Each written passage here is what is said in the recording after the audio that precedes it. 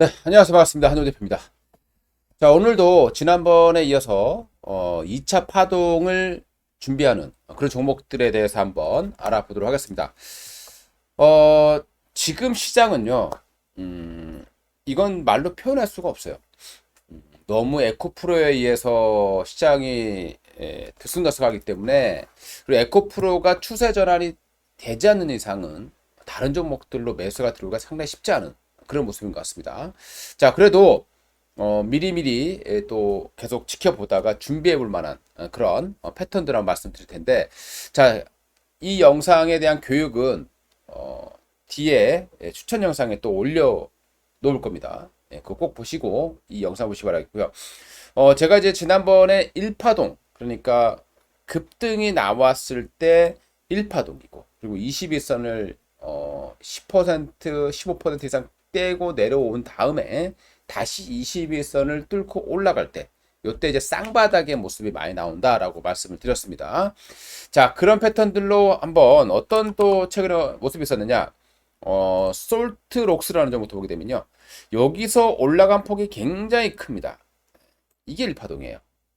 그러니까 파동은 21선을 15%에서 20% 이상 뚫고 내려왔고, 한번 돌파했다가 쌍바닥, 쌍바닥을 치면서 다시 뚫어 올리면서 결국에는 2차 파동이 진행된 거죠. 그러니까 2차 파동이 진행된다고 했을 때 여기서 잘 잡으면 수익률이 100% 이상 나올 수 있는 겁니다.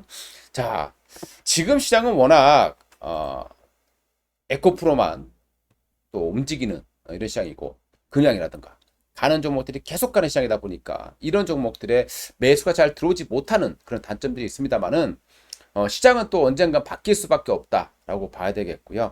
우리가 이제 주력 산업, 성장성이 좋은 산업은 딱 몇 개 정해져 있죠. 그 중에서 삼성이 키워주고 있는 산업이 바로 로봇입니다. 자, 최근에 로봇을 보게 되면 몇몇 종목들이 로보라든가요. 로보스타, 로보스타. 자, 이 로보스타도 보게 되면 요게 지금 현재 1파동입니다. 자, 그리고 쭉 내려왔어요. 그리고 또 올라갔다가 저점을 깨고 내려가서 또 쌍바닥. 자, 아직은 어떤 특별한 징후가 나타나지는 않고 있습니다만은, 이런 종목들이 어느 순간 갑자기 21선을 다시 뚫어 올리면서 흐름이 발생해 준다라면 이 파동의 시작이 되는 것으로도 한번 예측을 해볼 수 있을 것 같습니다. 그러니까 이 방법은 단기로 접근하기는 상당히 쉽지 않은, 좀 기다림이 좀 필수적인 방법이 되긴 하겠습니다만은, 나는 지금 시장의 추격 매수보다는 나는 미래를 보고 싶다라는 하는 분들께는 이 방법이 가장 좋은 방법이 아니겠느냐라고 말씀드리고요. 자, 이 중에서 로봇 관련 종목들이 지금 비슷한 그런 모습 보여주고 있죠. 로봇은 성장할 수밖에 없는 산업입니다. 삼성이 육성하고 있고요. 자, 최근에 보시게 되면 뭐 과일 따는 것도 그렇고, 뭐 협업 로봇이라던가 로봇이 전성시대를 맞이하고 있는 상황입니다. 그러니까 지금 주가는 기간 조정을 보이고 있다라고 보시면 될 것 같고요. 향후에 2차 파동이 나타날 가능성은 충분히 있다라고 판단해 볼 수 있을 것 같습니다. 자, 그래서 오늘은요, 이 중에서도 한 종목 한번 공부해 보는 그런 시간을 좀 갖도록 해볼게요. 자, SBB 테크라는 종목입니다. 자, SBB 테크인데요. 한번 주가를 보도록 하겠습니다. 이 종목을 보시게 되면, 물론 좀 안타까운 점이, 이 파동이라는 것 자체는 신규주에서는 조금은 신뢰도는 떨어지는 부분이 있습니다. 그래서 SBB테크에 대한 목표가는 전고점을 돌파하는 2차 파동이기보다는 1차적인 목표가 정도만 설정하시고 대응하시면 좋을 것 같고요. 지금 이 SBTech 한번 보시게 되면 20에서는 처음 깨고요. 그리고 쌍바닥을 만들면서 또 저점을 깨고 내려왔습니다. 자, 그리고 다시 또 왔다 갔다 하고 있는 모습이죠. 자, 여기서 눌림이 나와줄 때 한번 관심 있게 볼 필요 있는 종목으로 판단이 됩니다. 자, SBTech라는 업체가 무슨 업체인지, 뭘 하는 업체인지 한번 같이 한번 공부해보는, 자, 그런 시간을 좀 갖도록 해볼게요. 자, 시가총액은 한 2,500억 정도 수준을 만들어내고 있습니다. 최대 주주는요, KPF입니다. 38% 정도의 지분을 보유하고 있고요. 대표는 누지안시로 서울대학교 기계설계학을 전공했다고 하고요. 자, 역사를 보게 되면 1993년도에 초경벌 국산화 개발을 시작으로 해서요, 국내 최초 세라믹 볼 베어링 국산화에 성공을 했습니다. 자, 그리고 2000년도에요. SBB로 상을 병행했고 2009년도에 로봇 감속기 요걸 개발했습니다. 자, 그리고 2013년도에 하모닉 감속기를 개발했고요. 자, 주요 고객사는 방산, 그리고 로봇, 반도체, 디스플레이 요런 대기업들이 주요 고객이다라고 보시면 되겠고요. 그래서 하나 디펜스라든가, 그리고 현대 로보틱스라든가, 그리고 삼성전자라든가, 하이닉스라든가, TSMC라든가, 삼성 디스플레이, LG 디스플레이 이런 기업들이 고객을 가지고 있습니다. 자, 왜 그런 고객들을 고객으로 그런 기업들을 고객으로 가지고 있는지, 자, 사업 내용을 한번 보도록 할게요. 일단 첫 번째로 감속기라는 사업이 있어요. 이 감속기가 뭐냐면요, 우리가 로봇 볼 때, 로봇을 작동을 할 때 이 한번 움직임이 나오면 빠르잖아요, 그죠? 그 로봇 보시게 되면 뭐 이렇게 움직입니다. 자, 이렇게 움직이죠. 자, 이렇게 움직이는 것 자체가 다 감속기를 통해서 제거를 하는 것이다 라고 보시면 될 것 같고요. 자, 이 로봇 내에서 차지하는 원가 비중은 대략 35% 정도고요. 로봇 필수 부품이라고 보시면 되겠죠. 우리가 로봇을 만드는 기업을 살 거냐, 산업이 성장했을 때 우리가 이제 로봇은 소재라고 하면 철강이잖아요, 뭐 스텐이라든가. 근데 그런 것이 수혜가 될 수는 없겠죠, 2차 전지처럼. 그래서 로봇은 우리가 이제 많이 여러 기업들이 다 앞다퉈서 만든다고 했을 때 부품이 소재 역할을 한다라고 보시면 좋을 것 같습니다. 그래서 로봇 부품, 바로 이 대표적인 부품 감속기라고 보시면 될 것 같습니다. 이 감속기의 성장 추이를 보게 되면 굉장히 가파른 성장세를 보여주고 있고요. 그리고 이제 이 SBB 테크라는 업체는 또 하모닉 감속기라는 것을 국내 최초로 국산화한 그런 기업이 되겠고요. 이 하모닉 감속기라고 하는 것은 협동 로봇에 쓰인다라고 보시면 되겠습니다. 자, 그래서 이 하모닉 타입 감속기, 특히 소형 산업용 로봇에는 이 경량화 설계가 좀 가능하다는 장점이 있고요. 고정밀 제어가 가능하고, 이런 부분이 가능한 게 바로 하모닉 타입의 감속기라고 보시면 되겠죠. 바로 이 하모닉 감속기가 핵심인데 이것이 협동 로봇에 사용되는 거죠.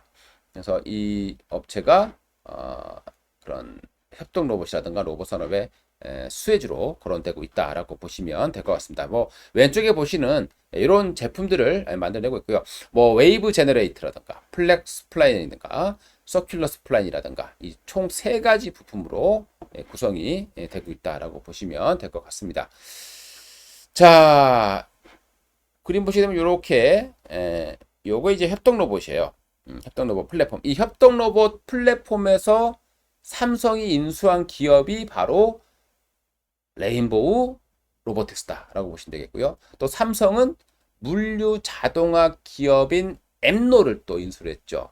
그만큼 삼성은 로봇의 진심이다라고 보시면 될 것 같고요. 이 로봇의 구동 부품이고요. 기존 베어링과 좀 다르게 이 또 반도체도 들어가는데, 이 반도체는 진공 공정에서 대부분 좀 사용하는 것으로 나와주고 있습니다. 참고로 보시면 될 것 같고요. 자, 두 번째로 이제 로봇 베어링이라는 게 있습니다. 이 로봇 베어링이 바로 이제 반도체 생산 공정에서 적용되는 로봇의 구동 부품이다라고 보시면 되겠고요. 요런 기기의 베어링으로 사용된다라고 보시면 좋을 것 같습니다. 자, 그 다음에 RIST라고 써 있는데, 이건 이제 반도체 웨이퍼를 이송하는 그런 장비라고 보시면 될 것 같고요. 이 업체가 좀 특징적이라고 볼 수 있는 것은 수평직선, 이 수평직선 운동을 하는 부분이 좀 특징이다라고 나와주고 있습니다. 자, 그리고 하이브리드 베어링 뭐 이런 것들도 만들고 있어요. 뭐 세라믹, 스테인리스, 그리고 엔지니어 플라스틱까지 소재를 이용해서 베어링을 만들어내고 있습니다. 그래서 뭐 여기에는 뭐 탱스텐도 사용되기도 하고 티타늄이라는 소재도 사용되는 그런 베어링을 만들고 있는데, 자, 이 내용만 본다라면은 로봇의 소재 역할을 할 만한 충분한 기업이다라고 보시면 되겠죠.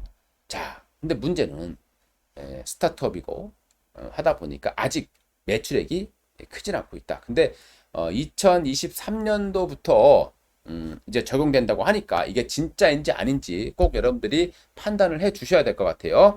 제품별 판매 비중을 보게 되면은 감속기 비중이 44%, 가장 높은 그런 비율을 차지하고 있습니다. 자, SETech의 목표 시장을 한번 보시게 되면요. 산업용 그리고 협동 로봇입니다. 앞으로 이 산업용 로봇 시장은 뭐 매년 평균 한 32% 정도의 성장률을 기록할 것이다 라고 나와주고 있고요. 다만 이제 요 실적이 문제죠. 실적이 문제입니다. 아직 매출액이 크질 않아요. 그리고 영업이익은 적자를 기록하고 있습니다. 물론 신규 상장주들은 기술 특례로 상장을 하기 때문에 기술력을 보증을 받고 하고 미래를 보는 기업들이 대부분이에요. 그래서 지금 현재 실적은 적자들이 많이 있다라고 판단을 하시면 되겠고요. 부채비는 35%, 유보율은 590%, 뭐 자금력이 뛰어나다 이렇게 말하기는 좀 어려운 그런 부분이 좀 있습니다. 자, 그 다음에 이제 앞으로의 이제 모습이 중요하겠죠. 2003년부터 이 계획에 보게 되면 2003년부터 이제 매출이 발생한다라고 되어 있습니다. 근데 2003년 1분기까지는 여전히 적자라는 거죠. 아직 신뢰가 완벽히 가지 않는 그런 상태라고 보시면 되겠고요. 그러니까 이런 종목을 매수를 할 때는 일단 뭔가 다시 윗방향으로 방을 잡아줄 때 또는 기업의 실적이 올해 1분기 지났고 2분기에 영업이 큰 폭으로 축소되든가 손실이 축소되든가 혹은 좀 흑자로 전환되는 모습이 나온다면 진짜로 매출이 발생하는구나 라고 판단해 볼 수 있겠죠. 반드시 체크할 그럴 부분이다라고 보시면 되겠고요. 앞으로 성장할 부분들 그렇게 예상을 해보시면 될 것 같습니다. 자, 지금 주가는 앞에서 말씀을 드렸듯이요. 1파동 끝나고 지금 2파동을 준비하는 그런 과정이에요. 그래서 우리가 이제 신규 상장주가 아니라고 한다면 최대치는 뭐 10만 원까지 나올 수 있겠지만 2차 파동이니까 신규 상장주이기 때문에 일단은 그리고 아직 실적이라든가 이런 게 전혀 나오지 않고 있기 때문에 7만 원 정도만 1차적으로 잡아야 될 것 같고요. 향후에 만약에 흑자 전환되거나 뭐 이런 모습이 좀 나와준다라면 그때는 다시 직전 고점까지도 돌파가 가능하다라고 보시면 되겠습니다. 지금 또 굉장히 고평가 국면이에요. 지금 현재 PBR이 12배가 되고 있습니다. 굉장히 높다라고 판단이 됩니다.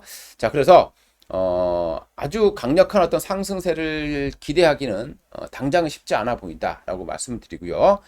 하지만 로봇 산업의 핵심 수혜주이기 때문에 그리고 로봇의 주도주 역할에 왔었던 종목이기 때문에 향후에 로봇에 대한 바람이 다시 분다라면 역시 또 주도주급인 그런 시세 분출을 해줄 가능성은 충분히 있다라고 보실 수 있을 것 같습니다.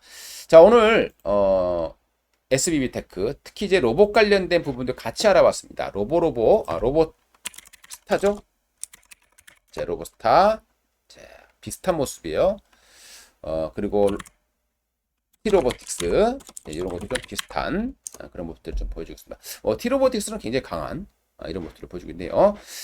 자, 이렇게 투자에 참고로 활용해 주시고요. 여러분들 SEB테크 오늘 좀 같이 공부해보는 그런 시간을 좀 갖도록 하겠습니다. 자, 뒤에 영상에 보시게 되면요. 1편. 자, 1파동을 어떻게 판단하느냐. 자, 이 강의가 들어있으니까 이 강의는 꼭 청취하시기 바라겠습니다. 감사합니다.